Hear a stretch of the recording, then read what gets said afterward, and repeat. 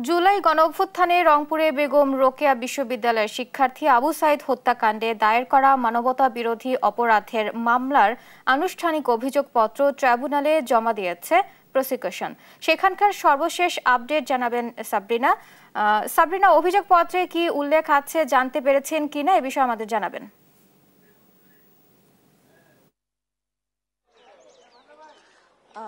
বুবলি, আবু সাইদ হত্যাকাণ্ডে কিন্তু বৈষম্যবিরোধী ছাত্র আন্দোলনের সময় কিন্তু আবু সাইদের হত্যাকাণ্ডের মাধ্যমেই কিন্তু ছাত্র জনতা আসলে বিক্ষুব্ধ হয়ে গেছিল এবং সেটির পরবর্তীতে কিন্তু আন্দোলন আসলে জোরদার হয়ে গেছিল এবং এই যে 5ই আগস্ট সাবেক প্রধানমন্ত্রী শেখ হাসিনা সরকার পতনের পর এই যে আন্তর্জাতিক অপরাধ ট্রাইব্যুনালে কিন্তু একটি করে অভিযোগ আসে এবং সেই প্রেক্ষিতেই কিন্তু আবু সাইদ হত্যাকাণ্ডের যে অভিযোগ সেটি এসেছিল ফেব্রুয়ারির 23 তারিখে এবং পরবর্তীতে কিন্তু এই অভিযোগটি মামলা হয় এবং সেই প্রেক্ষিতেই আসলে সর্বশেষ আবু সাইদের যে তদন্ত প্রতিবেদন সেটি তদন্ত সংস্থা প্রসিকিউশনকে জমা দেয় এবং পরবর্তীতে কালকে আবু সাইদ হত্যাকাণ্ডের যে তদন্ত প্রতিবেদন সেটি কিন্তু ট্রাইব্যুনাল 2-এ আসলে জমা দেওয়ার কথা ছিল, কিন্তু রাষ্ট্রীয় কাজের কারণে চিফ প্রসিকিউটর মোহাম্মদ আজুল ইসলাম তিনি এই তদন্ত প্রতিবেদন দাখিল করতে পারেননি। কিন্তু আজকে কিন্তু আবু সাইদ হত্যা মামলার তদন্ত প্রতিবেদন দাখিল করা ইতোমধ্যে হয়ে গিয়েছে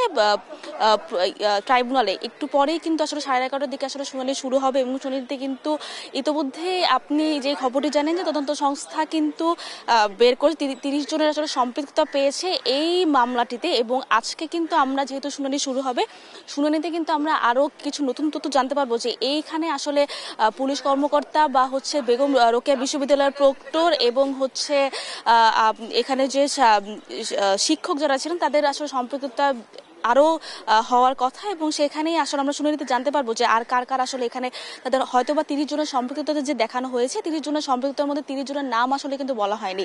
তো 30 জনের নাম আমরা জানতে পারবো আজকের শুনানিতে এবং এছাড়া এই ঘটনার মধ্যে আসলে কার কার নির্দেশ দেওয়া ছিল, কোন মন্ত্রী বা কে এই নির্দেশ সরাসরি যুক্ত ছিলেন সেটিও আসলে আমরা জানতে পারবো। তো এখন পর্যন্ত ইতোমধ্যে ট্রাইব্যুনালে আনুষ্ঠানিক অভিযোগপত্র জমা দেওয়া হয়েছে। একটু পরে শুনানি শুরু হবে। শুনানির পর আসলে আমরা চিফ প্রসিকিউটর বা প্রসিকিউটরের মাধ্যমে অথবা আমি নিজেই আপনার সাথে লাইভে সংযুক্ত হয়ে জানাতে পারবো যে শুনানিতে আসলে কি কি হয়েছে। তো বুবলি, এই ছিল সর্বশেষ খবর আন্তর্জাতিক অপরাধ ট্রাইব্যুনাল থেকে।